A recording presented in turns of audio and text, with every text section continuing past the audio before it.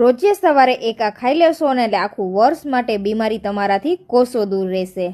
અને તમારા આંખોનું તેજ નબળું થઈ ગયું છે, વાળ ખરે છે બહુ અને સ્કિન ડલ પડી ગઈ છે, તો તમારા માટે આ રામબાણ ઇલાજ છે. ડૉક્ટરની મોંઘી દવા ખાવા કરતાં આ રીતે કુદરતી આઈટમ ખાશો ને એટલે ખૂબ જ સરસ ફાયદા થવાના છે. તો સૌથી પહેલાં આપણે આમળા લીધા છે. આમળાને સરસ ધોઈને કોરા કરી લેવાના છે. જરા પણ પાણીનો ભાગ ન રહેવો જોઈએ.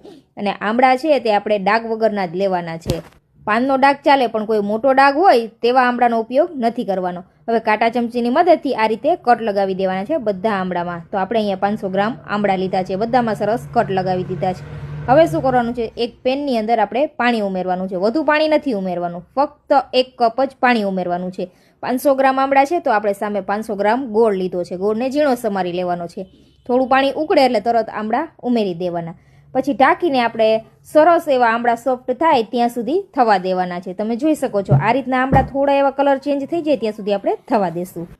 હવે આમળાની અંદર આપણે ફ્રેશ આદું ઉમેરી દેવાનું છે, ઝીણું સમારીને. તેની અંદર આપણે એલચી, તમાલપત્ર અને 2 લવિંગ ઉમેરી દઈશું અધકચરા વાટીને. ખૂબ જ સરસ ફ્લેવર આવે. અને આમળા થોડા ઠંડા થાય એટલે તેની અંદર આપણે મરી પાવડર અને સંચર પાવડર ઉમેરી દઈશું. આમળા ઠંડા થઈ જાય પછી સ્ટોર કરવા માટે તૈયાર છે. અને તમે ફ્રીઝ વગર આખું વર્ષ માટે સ્ટોર કરી શકો છો અને આખું વર્ષ તમે નિરોગી રહી શકો છો. કોઈ